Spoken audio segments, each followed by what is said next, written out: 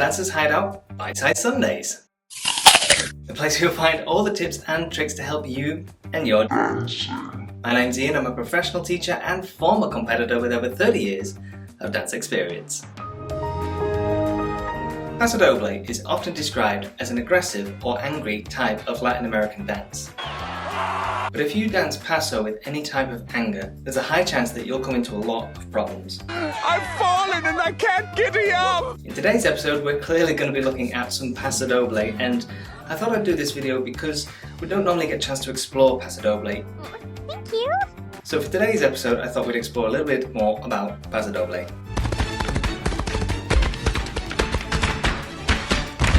The history and the character of Paso Doble, with its flamenco style dancing and also its signature characteristic from the bullfights in Spain. Boring!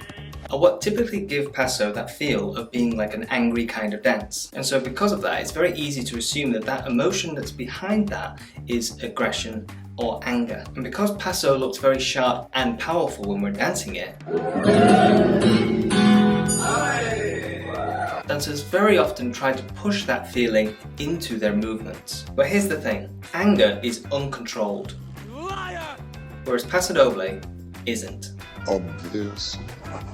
Paso surrounds itself with intention, stillness, and most effectively of all, It's a bold strategy, Cotton. Let's see if it pays off for them. when you look at a top-level competitor dancing to Paso Doble, you'll find that a lot of their power comes from what doesn't move, just as much as what does move.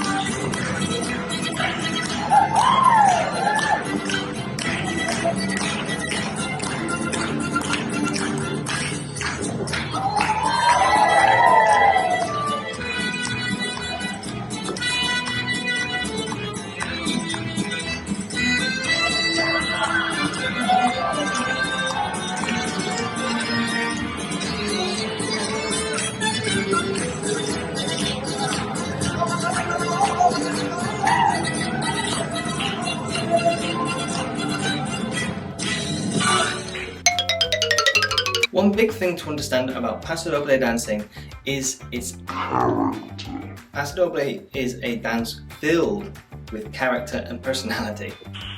Nice. So when we're looking at Paso, what is the type of things that we can do to incorporate the right type of character in Paso without it looking angry? Here's a few things. We can try and make sure that we're including one of the primary fundamentals of Paso Doble dancing, which is the shape, because Paso is a shaping dance and we want to make sure that we're adhering to that particular aspect when we're dancing it. And the second thing is the use of an appel action. This is a very common form of movement that we use in the dancing, and this is used from beginner level right the way up through to an advanced level. The application for this is exactly the same, but its purpose will change subjective to the thing that you're going to dance. So to help highlight the aspect of shape and appel, we're going to do both of these at the same time.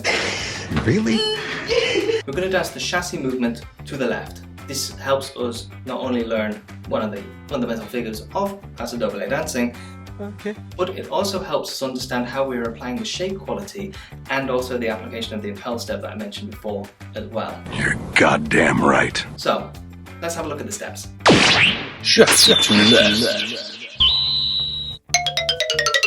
So for the chassis to the left, the leader is going to start with his weight on his left foot to commence with, and he's also going to be facing towards the wall. From here, he's going to appel his right foot, he's going to step to the side with his left foot, he's then going to close his right foot to his left foot, and he's going to finish this movement with his left foot to the side.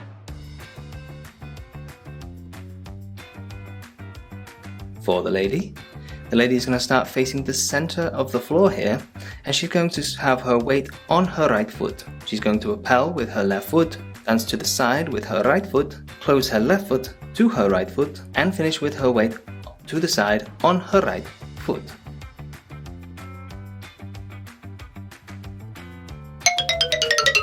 So not too tricky there in terms of the step pattern. A little bit of something to keep in mind is that the Paso Doble always will start with the leader using his right foot to do the first step, and the lady's going to use her left foot to do the first step. So, let's look at the shape aspect of the Paso Doble as well as the appel action. In terms of positioning for the Paso, this is the same for the leader and for the lady. So what we're going to do is we're going to have a long vertical spine, as we do in both the ballroom and the Latin dancing. What we're then going to do is we're then going to send our hip area forward towards the balls of the feet from here. So our heels are going to slightly come off the floor, very slightly.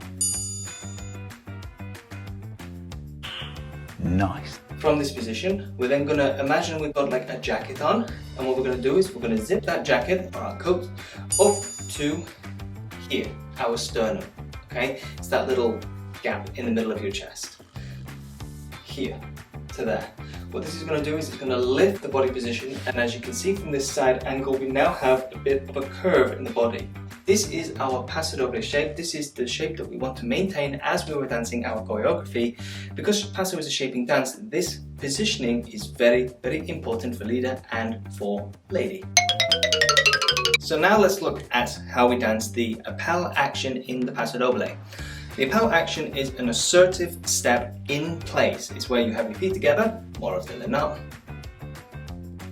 And then you are sharply pushing the foot onto the floor using all of the foot. Because of the shoe that the ladies find themselves dancing, they will feel that maybe they're dancing more the ball of the foot into the floor here, but it is a flat foot position that you both want to be trying to hit. To be very clear, this is not a stamp. We're not stamping the foot on the floor. We're trying to make sure that we produce a sharp downward placement of the foot, which will have the effect of making it seem like we're stamping, but we're not really. Okay. What I'm going to do from here is, if I use my right foot, is I'm going to lift and place. Lift and place. It's literally from the knee down there. What I then do is I transfer my weight, and this is what gives me the pressure into the floor. And that's what makes it seem like I'm doing a big like stamping action. Because of the foot angle that the lady has compared to leader, leader's probably a little bit more here, ladies are a little bit more angled, she'll feel both ball, but she wants to feel like she's doing this, so it goes down like that. Leaders are just going to do this, but the lady needs to feel like she's going like this a little bit, but she's not moving the foot. This aspect is what's massively overused in Paso Doble dancing, and that's what gives it that misconception that I talked about at the beginning of the video, where we see somebody dancing and it looks like they're dancing like angry kinds of dancing or something like this. This is not true. Wrong. This comes from the way that we're shaping our movements and the way that we're applying the technique of an appel movement, which is crucial to a lot of figures that are danced in the choreographical structure. And like I said, this gives that false perception that we take away from it, where it looks like Paso's an angry kind of dance.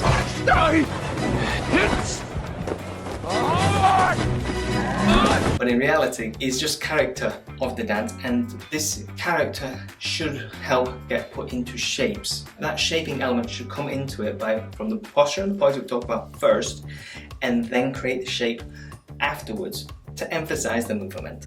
Okay. Next week we're going to be looking at another dance that people try and force, the jive. And we're going to establish exactly where the swing comes from, so make sure you tune into that. No question about it, I am ready to get hurt again. And that'll about do it for today's video. Finally! If you've enjoyed today's video, be sure to give us a like. We're really appreciated, of course. If you want to see more from the Dancers Hideout, then don't forget to hit the subscribe button and make sure you ding the bell icon so that you can stay notified from whenever we put out new videos or content. And you can drop down in the comment section down anything that you found interesting from today's video, or maybe there is something you want to see in a future video. Let us know. In the meantime, my name's Ian, this is the Dancers Hideout, and it's been a pleasure.